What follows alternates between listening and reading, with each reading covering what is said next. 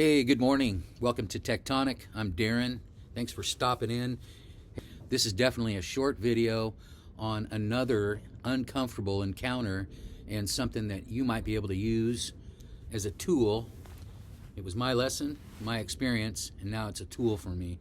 And I want to start by just saying thanks for coming. If it's your first time, welcome. If you came back, thanks for coming back. I'm a new YouTuber. Incorporated YouTube into my lifestyle of bicycling, climbing, trekking, whatever I'm doing. And anyway, today's a story that an encounter I had personally, again, just like the last one. And hey, if you're going to watch this channel and you like it, please like and subscribe. And this today is going to be just a story on an uncomfortable deal. What happened to me in Utah? And listen closely here. Because this one relates to anyone. It's not just bicycling or I was on a bike trip and I was stopping in Utah to visit a friend in Salt Lake City. And they have a nursery there, a big native plant nursery. And one day I was over there working with him and he said, hey, you want to watch the shop for me for about an hour? I'll show you what to do. So yeah, I hung out and it was simple. I don't really know native plants, so it was just, and hardly anyone ever comes in there. So I'm hanging out there, and now this is really about intuition and another thing about vibration, and people give me a hard time about that sometimes on the comments, but it's language and words just don't do justice, and they don't help me. Those are the only words I have to use, and I use them. Navigating through, your gut feeling. And number one, you got to feel good.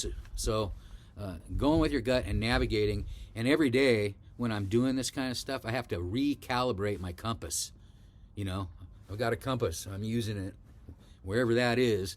And every day I got to remember all the lessons so I can use them as tools. All right, anyway, I'm at the nursery, and this guy walks by, and he walks in, and he says, hey, Darren. And I'm like, holy shit, how's this guy know my name? And I didn't ask him how he knew my name. It was just sort of threw me off guard. And there's a store right next door where we all talk, and I figured maybe he was in there and they sent him over, or maybe he ran into Doug, the owner, on the way out. So the guy's, walks up to me and he says, hey, I'm looking for now I can't remember what he was looking for. Sorry. I'm going to say a bougainvillea. I don't know plants. He's looking for something legal. And I said, shoot, I don't know what that is, but let's look around because everything's labeled, and it's a jungle in there. And also there's an area where it's kind of open. It's all native plants. So we're walking around and he goes, yeah, I don't see, he goes, I don't see it here. And so we keep walking back. Now, keep in mind, and this is what I'm talking about, the gut feeling, the intuition, the instinct that is sort of callous in us, a lot of us now, and we don't listen to it as much. Anyway, he keeps walking behind me, and we're on a wide, alleyway of plants, a row, and there's no reason for him to be behind me. So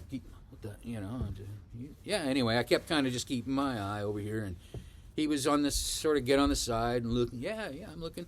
And it was kind of weird, and I could feel something weird.